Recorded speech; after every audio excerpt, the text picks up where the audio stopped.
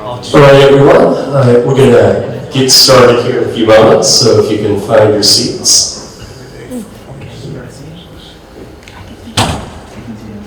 Well, for those of you who have been attending today's session starting at the beginning of the day, you would have heard the dark earlier message of the surge in export controls and sanctions and the sharp-edged side of trade. We had just had another session on friendshoring, reshoring versus offshoring, and the ways in which political and social motives can now fold into supply chain reconsiderations. This is a panel where we are endeavoring to look at the continuing efforts to salvage and move forward with multilateral trade initiatives, regional trade initiatives, and other mechanisms that open and facilitate market access, flow of goods, services, investment, and people across borders in the region. And we have a tremendous panel here to dive into these issues. I'm the moderator. My name is Nate Bush. I'm a partner at DLA Piper. Been based in Singapore for about 11 years, and I was in Beijing for about 8 years ahead of that. And I work in the trade, antitrust, and anti-corruption areas. I was going to ask each of the panelists to take a few moments to introduce yourselves.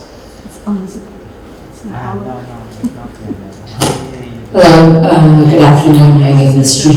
I'm a Korean attorney in Kim Il-chang and the Customs and International Trade Law Practice. Before joining Kim Il-chang, I used to work for the Ministry of Foreign Affairs as the Free Trade Agreement negotiator, and also worked for the Supreme Court of Korea. Thank you. Good afternoon. My name is Sonam Kwon from BKL in Seoul-based law firm. Before joining BKL, I also worked for the Korean government, MOTI, Ministry of Trade. I was working for the Korean-US FTA negotiation and Korean-EU FTA negotiations. Thank you very much. Hi, good afternoon, everyone. I'm Ju Han. I'm from the Ministry of Trade, Industry, and Trade and Industry and Energy. Actually, I'm a director of the FTA Service and Investment Division, and then now I'm involved in the many negotiation. My career involved now, especially I'm a lead of the current lead of the Service Domestic Regulation Chapter under IPEF, and then I was current lead of the RCEP investment negotiation. Thank you very much. It's my pleasure to be invited this really meaningful conference. Thank you. I'm Eric Emerson. I'm a partner with Steptoe & Johnson in Washington, D.C., and I specialize in international trade. I was with Nate. I've been with the firm since 1991, but I was with Nate in Beijing from 2009 to 2014, give or take. Thanks. We were actually neighbors. We were neighbors. So to start off, I wanted to punish the audience with an eye test. This table essentially is to break down and highlight the membership in a number of the regional trade and quasi-trade groupings that are relevant to the Asia-Pacific region, the Indo-Pacific region, Asia, whichever nomenclature you prefer to follow. APEC, at the top, is got the broadest membership. It's in large part because its geographic catchment is much broader and its area of competence and ambition is much broader. More as a talk shop and a forum for leaders to interact on a wide range of issues affecting Asia. It's got members from North America and South America and Central America to Oceania and throughout East Asia. So that's got the greatest participation of these regional groupings. ASEAN, the Association of Southeast Asian Nations, is a long-standing regional association that had both trade and non-trade components That's effectively, it's the organizational or institutional wrap around what geographically is typically called Southeast Asia. Then we get into some more interesting ones, RCEP and CPTPP, which we'll discuss, which are two overlapping but very different flavored regional trade agreements. RCEP growing out of ASEAN, and CPTPP representing the carrying on of the Trans-Pacific Partnership Initiative during the Obama administration. I've added on, just for comparison, IPEF, the Indo-Pacific Economic Framework, which we'll discuss, which, depending on your perspective, is a framework, it's a trade agreement, it's something different, but it is an institutional vehicle for conferring on a wide range of regulatory, commercial, and economic issues. And I put at the bottom, perhaps a bit provocatively, two other lines. The Quad, the four country members of a revived and expanded security collaboration in Australasia, the Indian Ocean, Pacific Ocean. That's the US, Japan, India, and Australia. And then those countries in the region that have formal defense treaties with the United States. Those are up there for political reasons, but it's a way to understand where, in the background, some of the security issues are lining up with some of these economic issues. We've highlighted in red a number of key points. The US is not in RCEP, the US is not in CPTPP, and China is present at RCEP, but it's not currently participating in some of these other frameworks. That's a fact that will have some relevance to the politics in the background of the issues we're going to be discussing today. So to start off, I wanted to tackle CPTPP, and I was going to start by, frankly, turning to Eric. CPTPP has a relationship to initiatives that had a lot of early U.S. backing. The U.S. is a red box when it comes to that pact. Where does it stand right now in the U.S. political and policy framework? You know, the history of the United States involvement in TPP and its withdrawal from TPP at the beginning of the Trump administration is really a sad chapter in U.S. trade relations. And I think that probably that decision to withdraw from then TPP is really going to be looked back on as one of the worst decisions that that administration made. And I think we're seeing that really coming around. I mean, I think the entire effort now to develop a trade agreement, we'll call it IPEF, that contains a number of the same countries, not identical, but very, very similar countries, is an effort to try to rebuild some of the geographical and geopolitical linkages that CPTPP would have given to us if we had stayed in it. So I think from a geopolitical perspective, it's just an amazingly horrible decision. China had been arguing for years that TPP was a trade agreement that was intended to encircle China. And certainly if you kind of draw the countries on a map, there's at least some logic to that. And, I think there was certainly something to that. It was an idea that we would have strong economic linkages with countries in the region, and that they would serve as a counterweight to China by withdrawing from the agreement, while at the same time in that administration talking about getting tough on China. The two just really didn't line up at all. I'm sure TPP was not a perfect agreement. Again, to my dismay, Secretary Clinton during the campaign also said that she would pull out of TPP, although I think she probably would have renegotiated and re-entered. But I think the idea that we would have, on the one hand, tried to get tough on China while at the same time withdrawing from TPP, I really just think it was a terrible decision. And I think there are a couple of ways you can tell. TPP was really designed to develop new rules of international trade.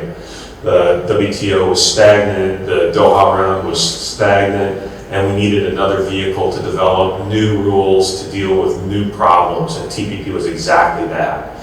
and was able to develop rules on things like state-owned enterprises and across the board labor, environment, and so forth.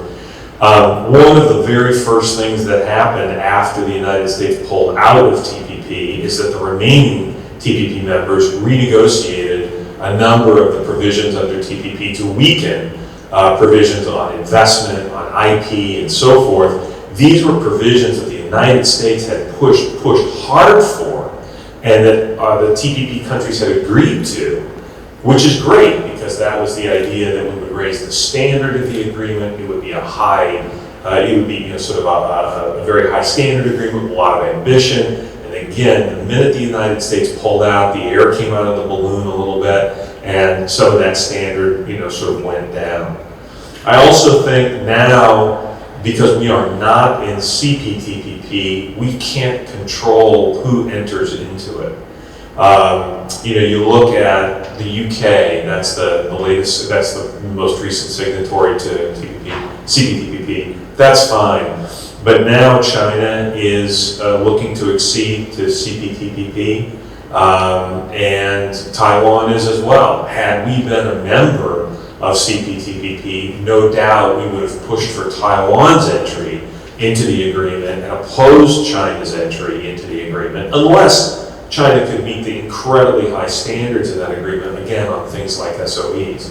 But because we're not a member, China is going to be able to push forward and likely gain membership before Taiwan, and then almost certainly will box Taiwan out of membership into CPTPP.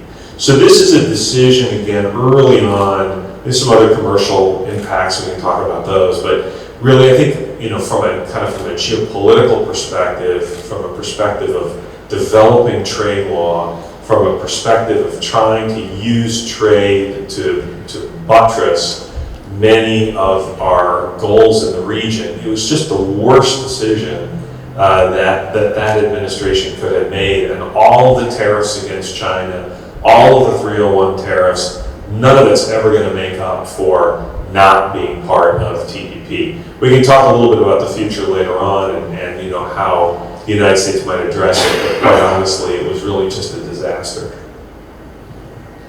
I don't have strong views about this though, by the way. To pile up, on the eve of during the night when the 2016 election results were being reported, I was at the AmCham Singapore election results watching soiree. And I had a ticket booked with some other members of AmCham Singapore a week later to be flying to DC in what was thought to be one possibility to see had the election gone in a Democratic direction, were there prospects for getting a lame duck coverage, and a closure at the end of that session. About 3/4 of the way through the event, the delegation lead walked by and said, "I'm canceling my tickets." And that's what we had to do. It has had real ramifications, though, and I'm putting on my Southeast Asian hat here, in dealing with interlocutors from the governments in Southeast Asia, from companies, in dealing with the regional government affairs and strategy leads of US MNCs as well as other MNCs. The scars left by seeing the US invest, lead, put effort into that negotiation, and then pull out in the way that it did, have not gone away. So there's this routine talking point when you meet with the Singaporean government, when you meet with other governments in the region. What do you want? We'd like CPTPP. We'd like you back in. We know that's not going to happen, and now we look on to other things. And that taste and that flavor that's left in both official and non-official discussions is one that's very worrying. I wanted to draw a foil to that, though, between the TPP, CPTPP status, and RCEP. So RCEP, the Regional Comprehensive Economic Partnership, is frequently covered in the media as the China-led alternative. There's an element to that, but the origin is actually ASEAN. ASEAN had its own internal FTAs. ASEAN was working on a series of bilateral FTAs, and RCEP really grew out of the effort to fuse ASEAN's multiple bilateral FTA agreements into something bigger and better. So what we wound up with is a very broad, arguably fairly shallow trade agreement. Its areas of discipline are really heavily focused on trade in goods. There are a lot of collateral chapters that are preparatory, many of which don't fold into dispute resolution. But it did something that a number of other regional agreements has not done, which is it got 3 jurisdictions under the same umbrella. And that's South Korea, Japan, and China. This on the web for a very broad, arguably fairly shallow trade agreement. Okay, so I didn't know I said Siri, but that's awesome. I think because it was actually giving me RCEP. But as a result of that, I'm going to actually pass over Siri, and I was going to ask Jusil, perhaps, if you want to start off telling us a little bit about the Korean experience. What has it been like under RCEP for the Korean government? And then perhaps go into some of the other bilateral trade agreements that have been elements of Korean policy.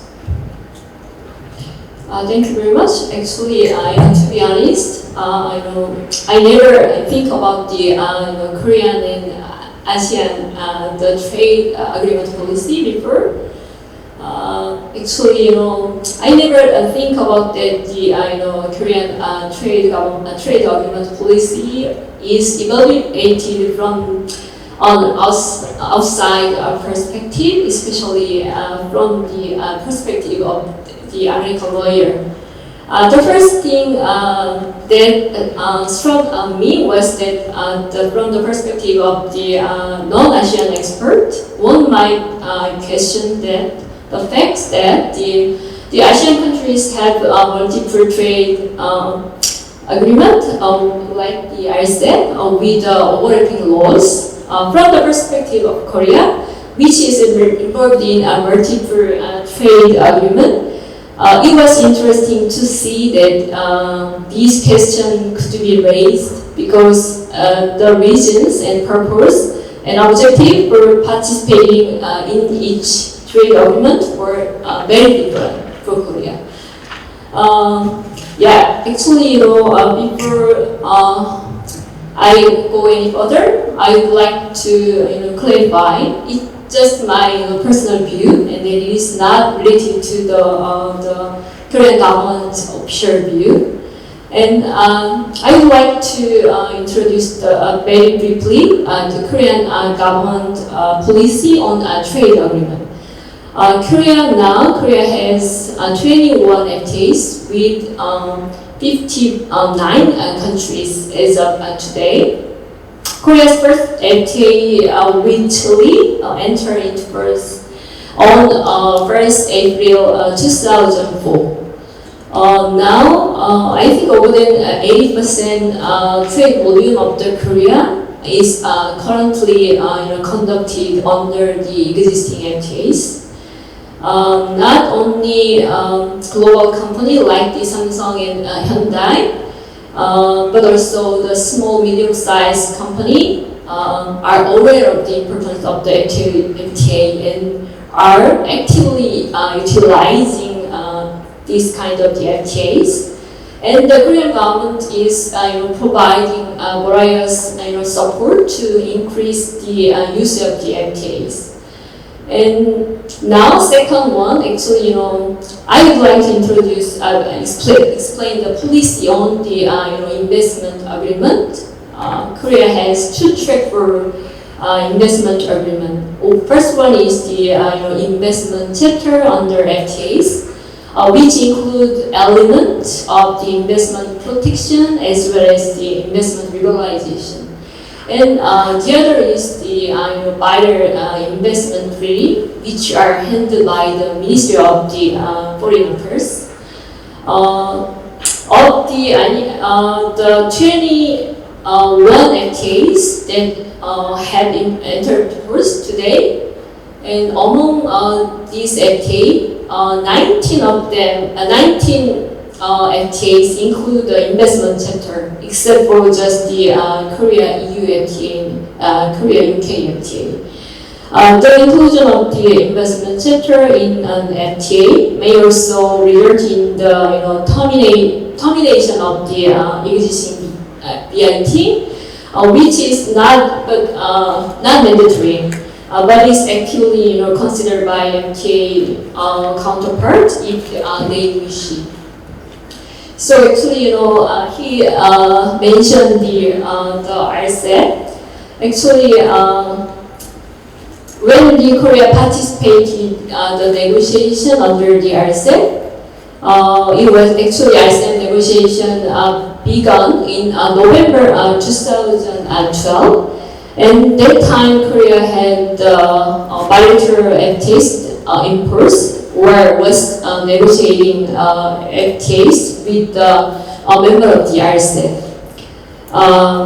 With the there was an exception for the Japan.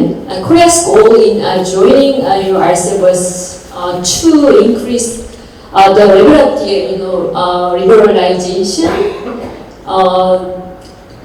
And then to be more specific, the main objective was to increase the overall level of the FTAs between Korea and ASEAN with ASEAN country. And then also we have to consider consider upgrading the level of the Korea and India FTAs. In other words, we wanted to use the RCEP to upgrade the Korea's current FTAs with the ASEAN member country and India. Another important goal that must be mentioned in the to conclude the negotiation with Japan, because RCEP was a multilateral approach. Yeah, I think we believe that it would be better to take the multilateral approach than the bilateral approach with the Japan, because as you know, there are many strong competition between Korea and Japan in many industry sector. The last thing actually that was important to Korea was the simplification of the rules of the origin through the RCEP. There was expectation that RCEP would resolve the so-called spaghetti ball effect, where the multiple FTAs require the different rules of the origin, and then I think RCEP has resolved it to some extent. And then actually I sometimes I'm heard that actually very often, like just before, actually the RCEP was the China with the RCEP negotiation.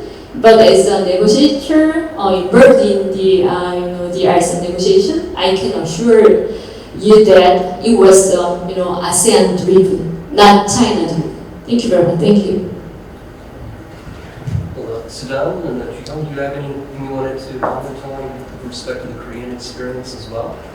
Actually, I would like to mention some digital trade related issues about RCEP.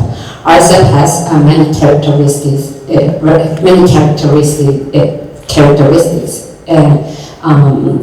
regarding the digital trade factors. For example, RCEP is the first trade agreement to include digital trade that Korea has concluded with ASEAN countries, because before RCEP, we had already concluded a free trade agreement with ASEAN countries, but at that time ASEAN did not want to include e-commerce chapters under the FTAs. So that's why we brought that issue to the RCEP negotiations, and that's the outcome of the RCEP. And the second one is that RCEP has the very unique and very meaningful provisions under the e-commerce chapter, because China has forcefully accepted the provisions regarding the free flow, cross-border free flow of data, even though there are so many broad exceptions and some concerns about the abuse of that exceptions. That's all.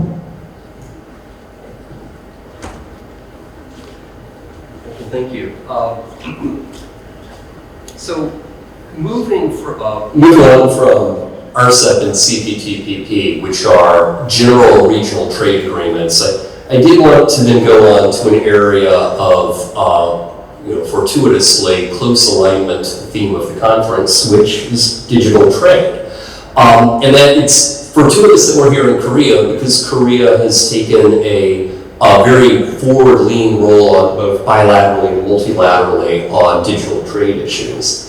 I guess, Jihong, do you want me to go through your slides, or I'll just move them as you say? Okay. Okay, let's go into the Korea's digital trade agreement. Would you pass? Next one. Okay. As you're aware, WTO, the negotiations at the multilateral level are stuck. That's why digital trade laws have become more active at the bilateral level. So first of all, we started from the FTA e-commerce chapter, and but at the very beginning there were only one or two provisions regarding the e-commerce, such as trade, paperless trade, or the corporations regarding the e-commerce. And then it was continued till the CPTPP and USMCA. Then we finally met the very brand new version of the digital trade agreement, such as TEPA and US-Japan digital trade agreement. Next one. In order for easier explanation, let me divide into 4 stages of the developing process on the digital trade rules. First one, beginning stage, next, developing and tradition, and then we are currently facing the evolutionary stage. And the very first bilateral trade agreement to include a digital trade rule, as known as e-commerce, was FTA between New Zealand and Singapore in the very early 2000s. The paperless trade provisions are set out within the Part 4, that is the customs procedure chapter of the agreement. And since then, several countries, including the United States, Korea, Japan, Australia, Singapore, have begun to incorporate these kinds of digital trade rules into their own FTAs. And then e-commerce chapter dedicated, the e-commerce chapter became the kind of must-have items under the FTAs. And under the developing stage, prior to the CPTPP, FTA focused on the duty-free for electronic transmission provisions, online consumer protection, e-signature and e-authentication, e-trade facilitation rules, and spam mails. And then we faced kind of 21st century mega FTA, that is CPTPP, which was concluded in 2015, and it marks a major shift in the digital trade. And unlike the previous FTAs, CPTPP covers brand new provisions such as cross-border transfer of information, local computing facilities, source code, and cybersecurity. And USMCA includes same provisions of CPTPP, but with much stronger version of cross-border data flow, local computing facilities. And USMCA introduced interactive computer services that gives kind of exemption to online platform providers. And in the last one, we are currently facing evolutionary stage. International treaties titled Digital Economy Agreement or the Digital Partnership Agreement emerged. Most of the agreements that appear in these periods, such as UK-Singapore Digital Economy Agreement and Korea-Singapore Digital Partnership Agreement, are not the stand-alone type of treaty. They are kind of form of amendment protocol, that is, to amend or replace the e-commerce chapter of the existing bilateral FTAs. Next. And that's the table. I divided digital trade agreements into categories and examples. And I would like to highlight US-Japan Digital Trade Agreement and DEPA, that is Digital Economy Partnership Agreement, and that Korea recently joined. DEPA and US-Japan Digital Trade Agreements are iconic in that they are the standalone type treaty compared to the previous e-commerce chapter version under the FTAs. And then we go further into the DEPA, and it is considered to be very creative in that they provide for separate thematic categories called module and include relevant provisions in each category. And new participant states who would like to join DEPA can choose some of the modules themselves. And let me move to the ASEAN e-commerce agreement. That is the treaty signed by the 10 ASEAN countries in 2019 and entered into force in 2021. And it also touches upon the provisions such as cross-border information transfer, which ASEAN countries have been reluctant to accept. But it is kind of very weak version for developing countries to easily accept. But in this table, we are missing digital partnership type of agreement. There has also been a recent trend towards agreements and partnership that do not take the form of legally binding treaties. A major example is EU's digital partnership as part of its Indo-Pacific strategy. And next, and that's the U.S. digital trade agreements by the U.S. One of the example is, iconic example is the CPTPP and USMCA's chapter on digital trade or the e-commerce. And then we could find the U.S. digital trade agreement, which is kind of a standalone type. And finally, we are negotiating IPEF, and it also includes digital trade. Next. Finally, we could see the table, which are related to the digital trade agreement by Korean government. And actually, at the very beginning, we do not include some kind of digital trade related chapter under the FTAs. For instance, Korea-Chile, Korea-AFTA, Korea-ASEAN, Korea-India, Korea-New Zealand do not have any e-commerce provisions. But most of the FTAs Korean government concluded include e-commerce chapters. And then we finally have the DEPA and Korea-Singapore digital trade agreements. Next. That's the cross-border transfer of data that I mentioned before regarding the RCEP, so let me pass. And next one. We also introduced kind of AI provisions under the Korea-Singapore DPA because AI issues are very controversial in Korea too. But actually, we do not have any domestic legislations regarding the AI, but we are still considering to introduce some kind of domestic legislations and also adopt some kind of AI provisions under the digital trade agreements. Next. For thought,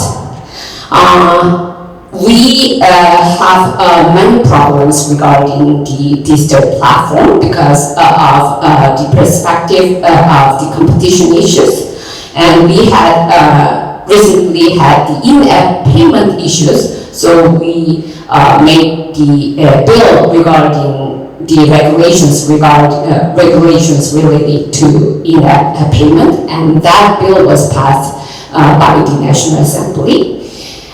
But we still face the rule fragmentation regarding the digital trade. That's the very critical issues among the Korean society.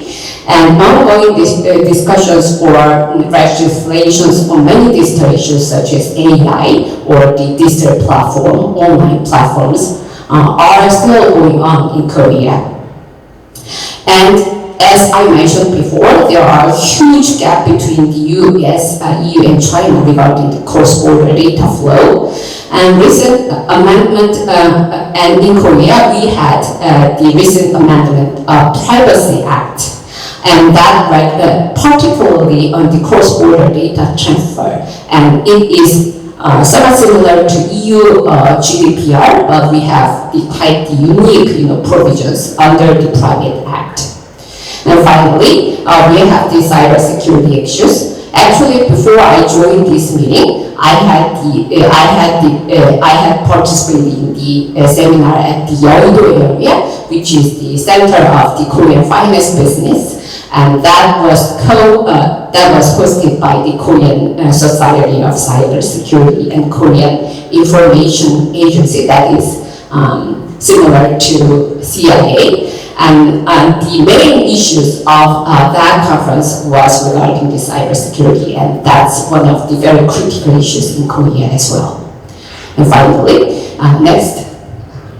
I think we have so many things to discuss regarding digital trade.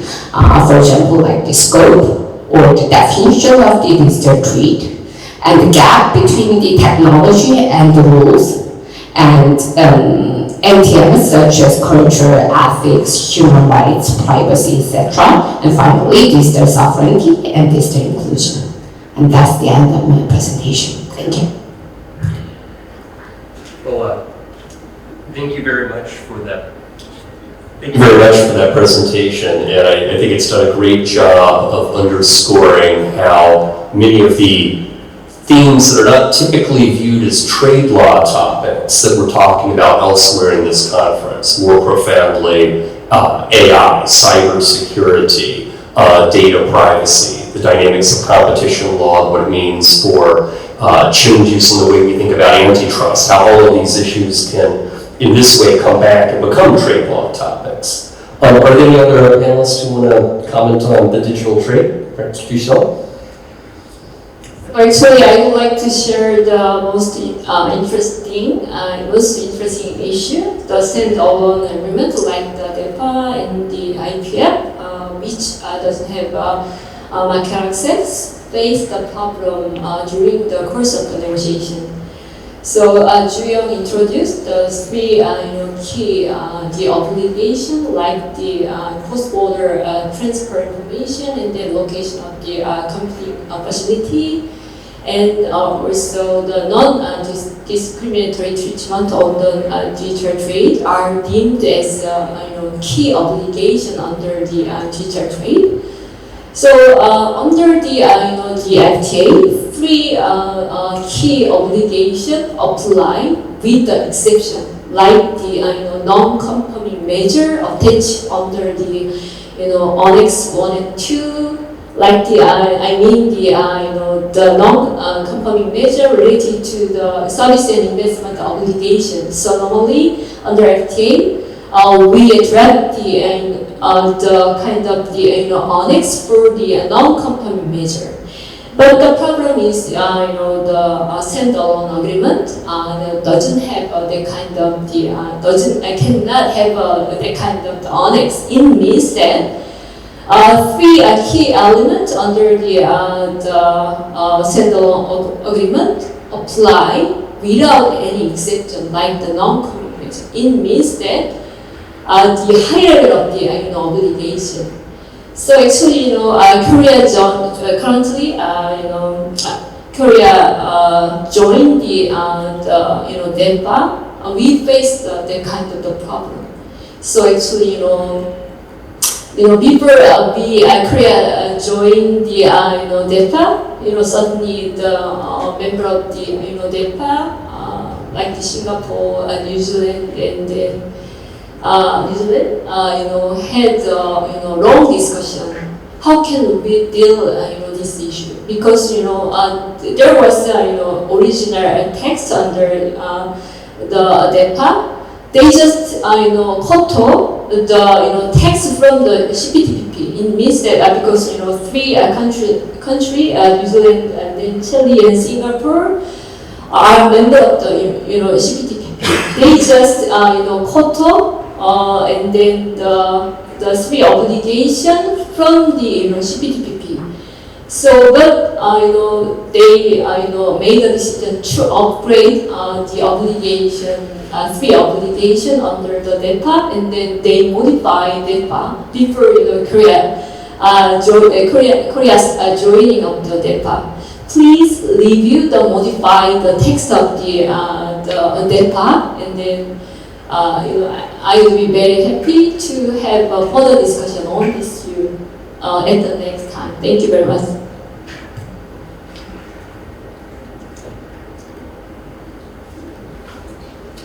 Well, thank you. And so, digital trade and what it means for us as consumers and its policy and political ramifications are profound.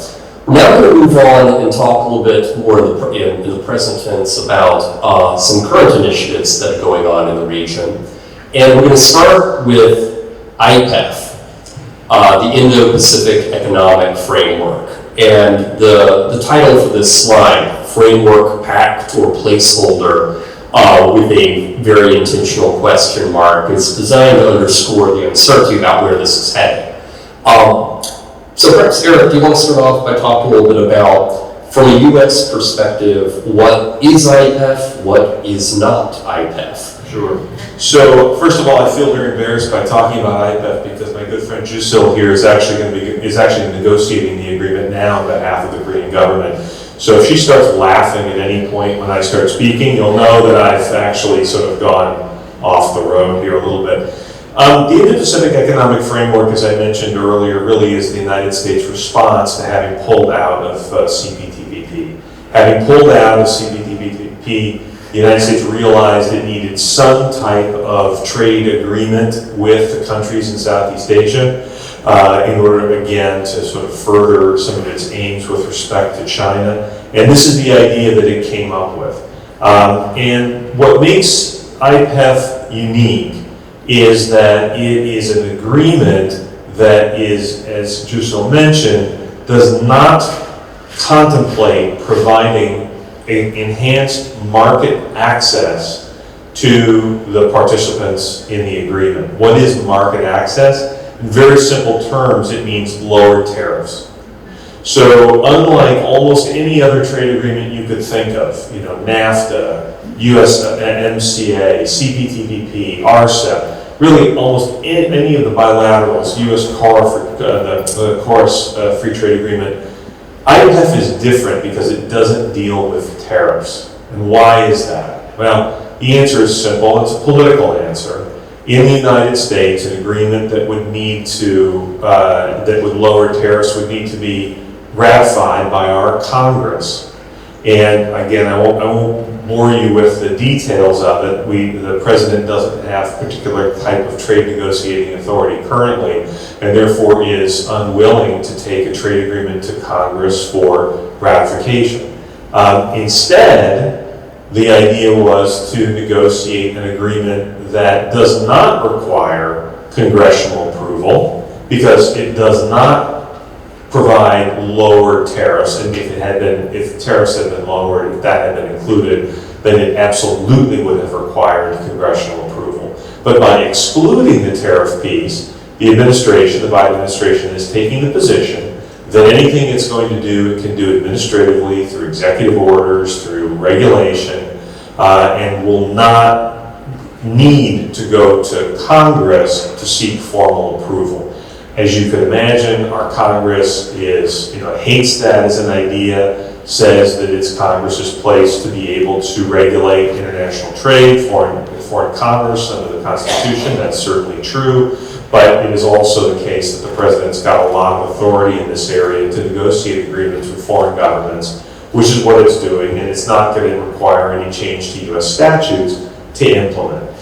So that's really kind of the genesis of IPEF. It was a US-led idea that was focused on all of the issues up here, sorted into all 4 of these pillars.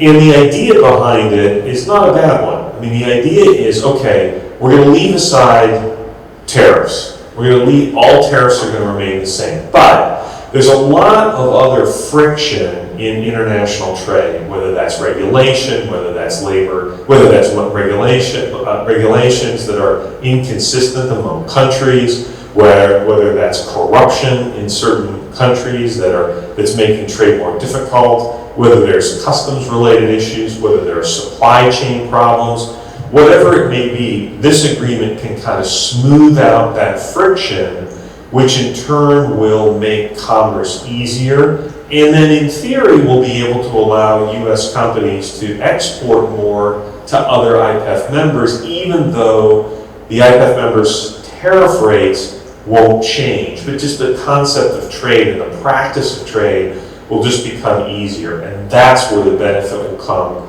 to U.S. companies. The trade agreements have been, the agreement's been under negotiation now for about 2 years, give or take.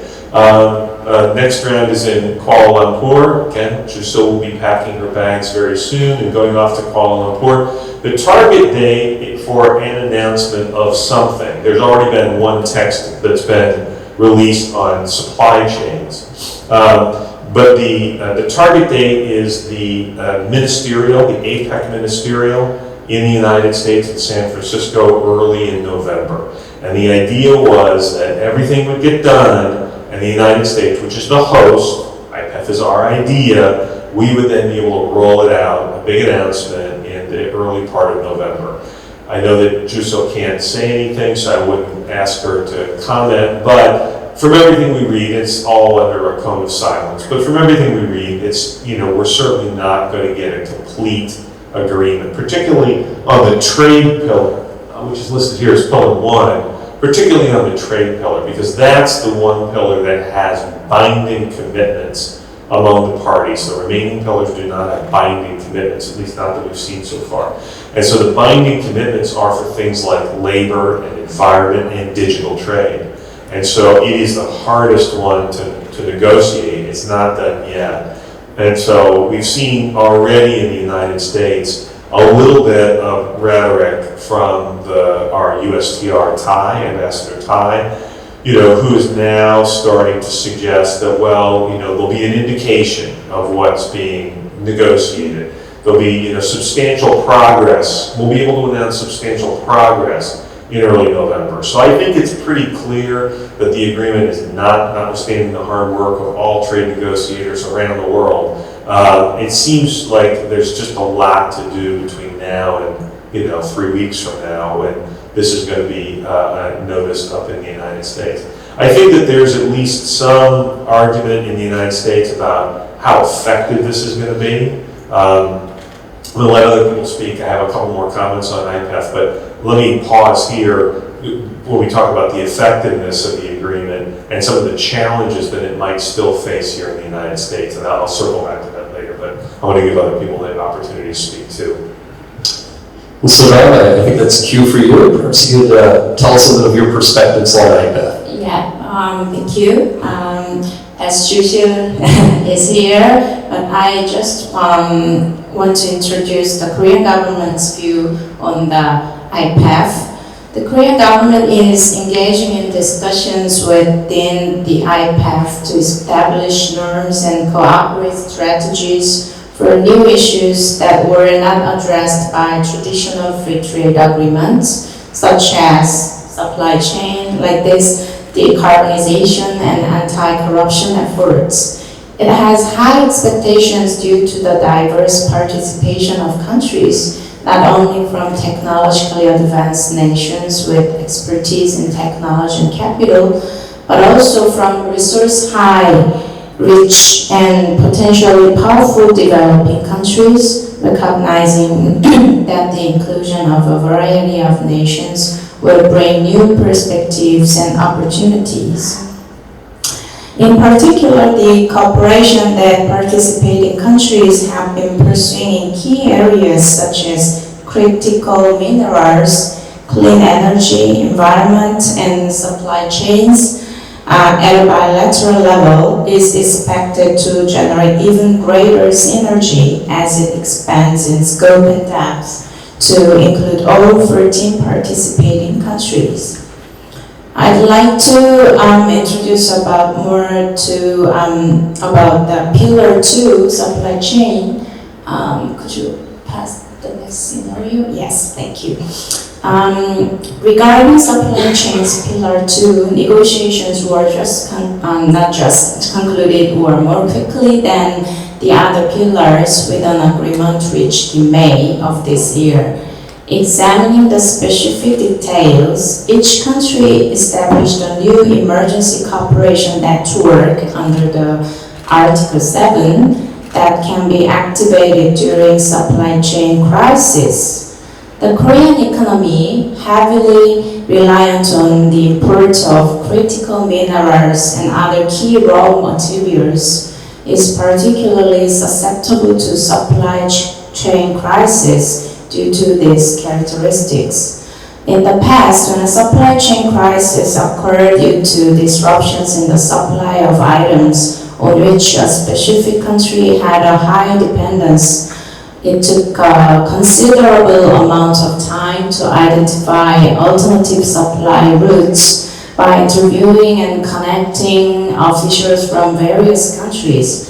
However, by utilizing the crisis response network of the IPEF, it is expected that within 15 days, hopefully, assistance can be obtained from the government of 14 countries, including supply-demand company matching, joint procurement, and alternative shipping and air routes, and expedited customs clearance. This is expected to lead to more efficient response to crisis. Furthermore, each participating country in the IPEF plans to select core sectors and key products while considering their national security, public health, import concentration, and the feasibility of alternative import routes. Under the Article 10, they intend to focus on investment and cooperation in the selected sectors and products. Moreover, each country will operate so-called early warning system to monitor import dependence, price fluctuations, and changes in trade volume of core sectors and key products. They will share relevant information with one another and collaborate to detect and prepare for supply chain crisis in advance. If 3 or more participating countries have a common interest in deeper cooperation in core sectors or key products, they can establish an action plan team under the Article 6. This team will discuss and implement various measures, including supply diversification, infrastructure expansion, and so on, among other initiatives. This is expected to allow for greater collaboration and problem solving in these specific areas. And finally, it is anticipated that by utilizing IPEF, effective responses can be coordinated in the event of supply chain disruptions caused by measures taken by IPEF participating countries with which we have close trade relationships. According to the IPEF supply chain agreement of the Pillar 2, participating governments have committed to refraining from taking actions that may negatively impact the supply chain. Furthermore, even when it is necessary to implement such measures, other member countries can request opinions or seek specific information regarding exceptions or exemptions. In cases of concern, an opportunity for bilateral discussion within 60 days of the request is provided. In the past, it often took a significant amount of time to establish opportunities for dialogue with other countries when government measures from a particular country affected our Korean supply chains. However, under the IPEF, it is expected that the occurrence of supply chain crisis stemming from government policies can be minimized. However, when it comes to actions taken by non-participating countries that affect supply chains, there may be limitations in terms of IPEF direct response. Yeah, could you move on to the next one? The next one, thank you. Yeah. Given the complexity of an agreement involving 14 countries, it can indeed be challenging to predict the exact date of the supply chain pillars' full entry into force. According to the agreement itself, it is said it enters into force after 30 days from the submission of ratification documents by 5 out of the 14 countries.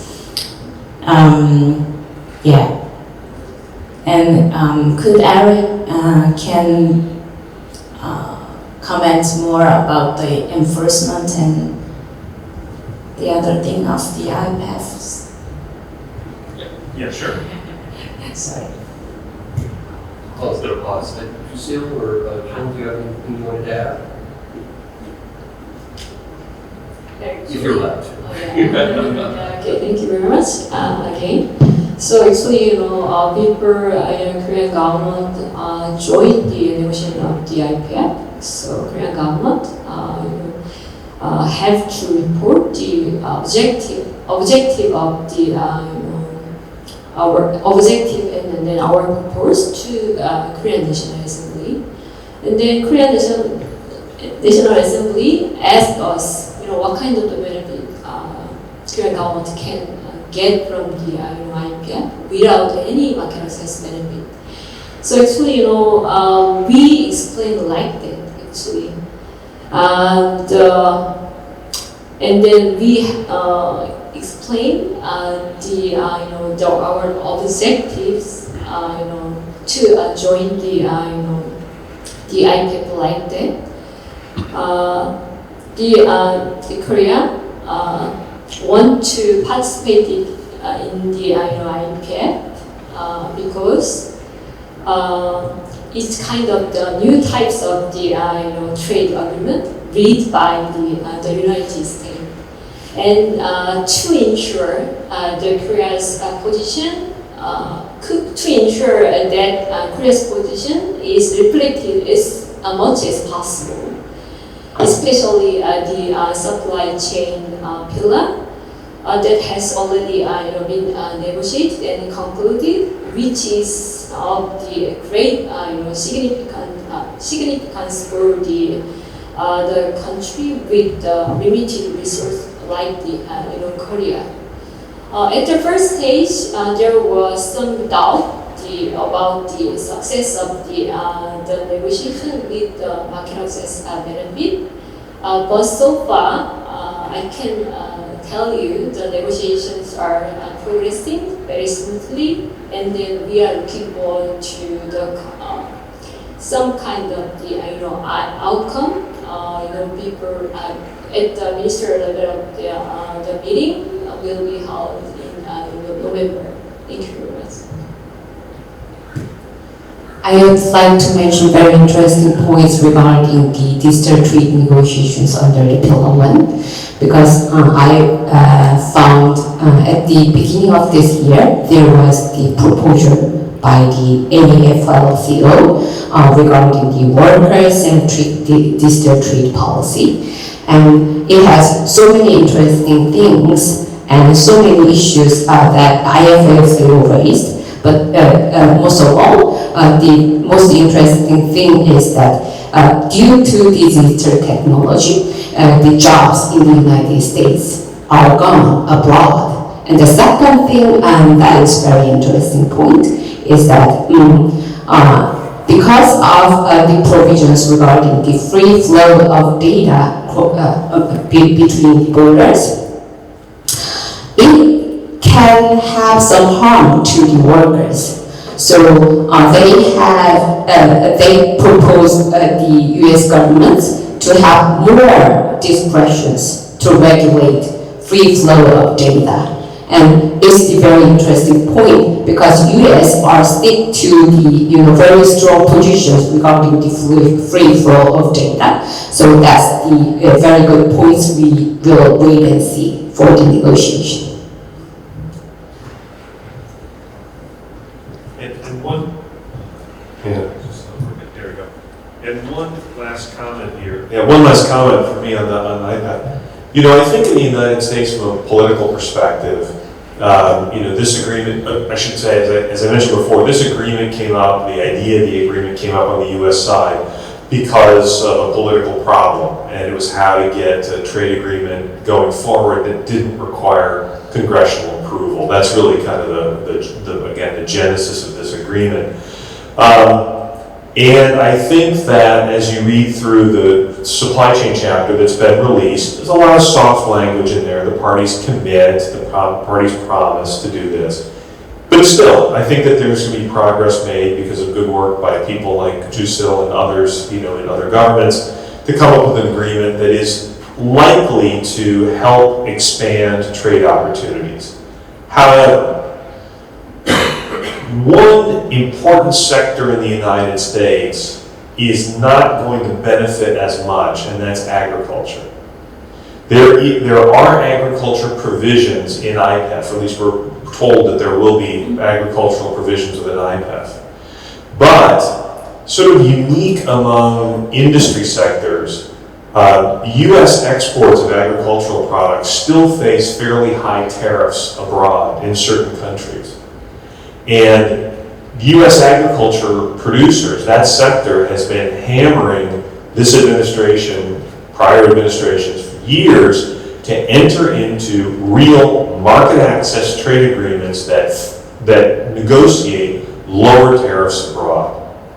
So I feel like what's going to happen is IPEF is going to come forward, and it might not require a formal congressional approval, but for sure, agricultural interests are going to go to Congress and are going to make as much trouble as they possibly can in the trade space to try to foul up any effort to implement IPEF in the United States, because they're going to say the administration spent months and years negotiating this trade agreement that does nothing for us.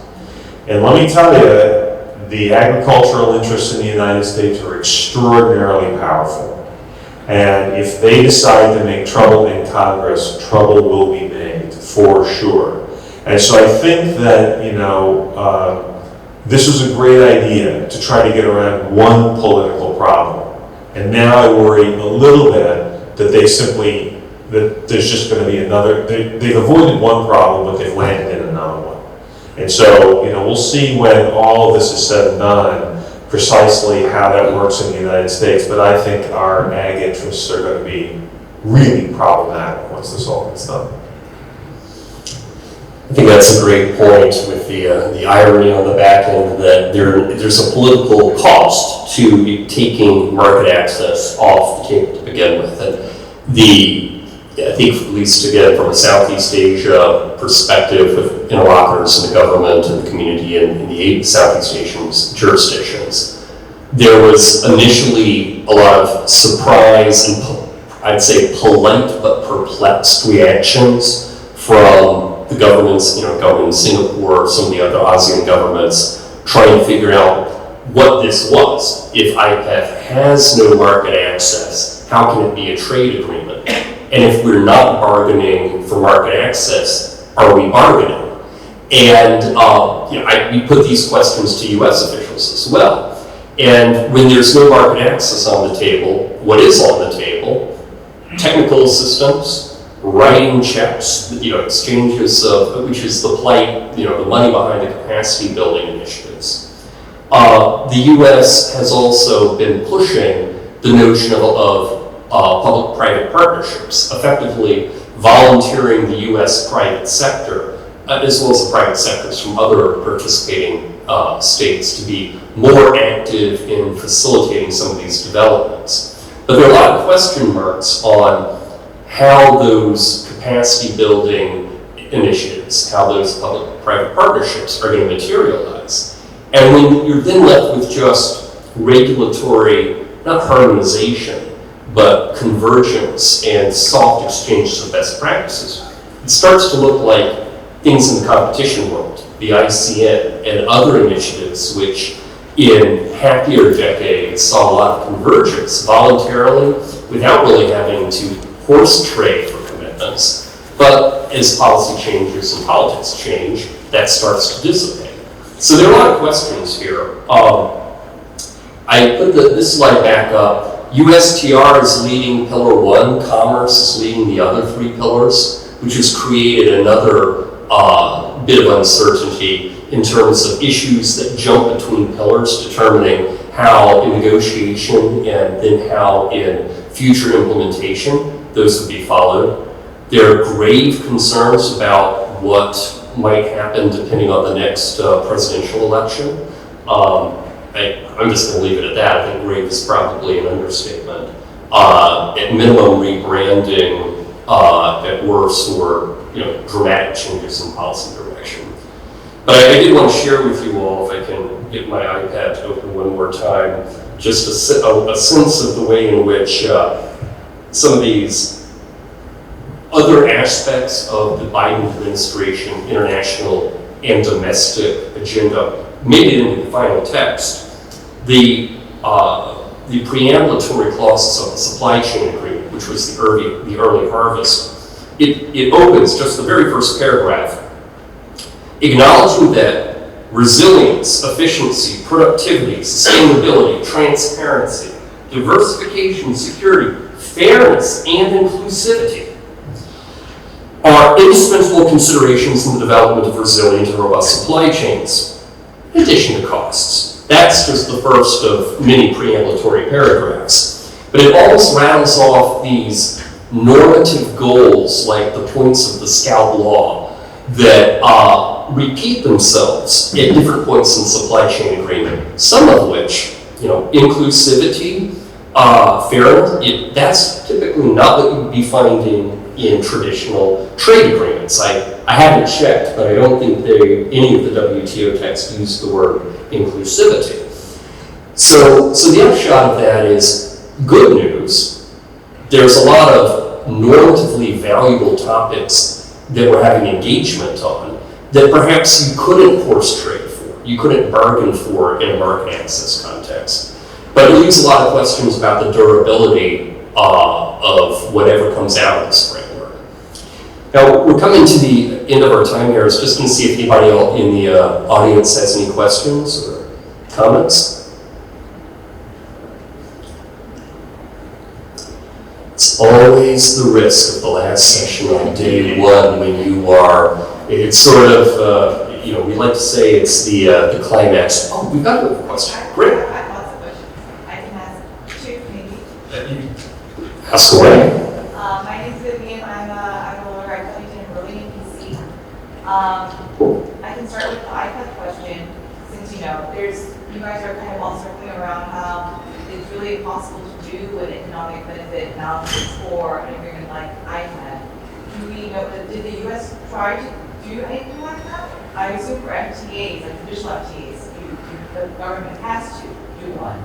Did they do anything? Yeah, I don't remember any sort of ITC study that they would oftentimes do. I don't remember an ITC study that was done on IPEF. I don't think so. Yeah. And you guys are to ask ITC lots of hard questions. But now that you mention it now, I don't remember having seen. I'll go back and check, but I don't think I did. My second question is on digital trade. That's very new to me. The standalone digital trade agreements, are those happening because those countries wouldn't be able to enter into a comprehensive FTA, but they're able to they want to reach an agreement on digital trade. Is that why that's happening? Well, I don't know, actually. But the thing is that we are stuck on the negotiations regarding tariffs or the very important issues. So digital trade or the environmental issues are very easy to approach. That's why many countries try to introduce that kind of standalone type of digital trade agreements because they already have the current FTAs, so they do not have to adopt the new type of comprehensive trade agreements. Rather than that, they prefer to conclude digital trade agreements. And that's. Do the standalone digital trade agreements have their own dispute settlement mechanism? Well, yes, DEPA has the separate dispute settlement mechanism, but the very exciting things, not the exciting, very interesting things that I found in the U.S.-Japan digital trade agreement is that there is no dispute settlement mechanism. There is only the consultation provisions, and I'm kind of curious why they accept that kind of approach. Any other questions from the floor? Closing comments from the panel? Thanks, everybody.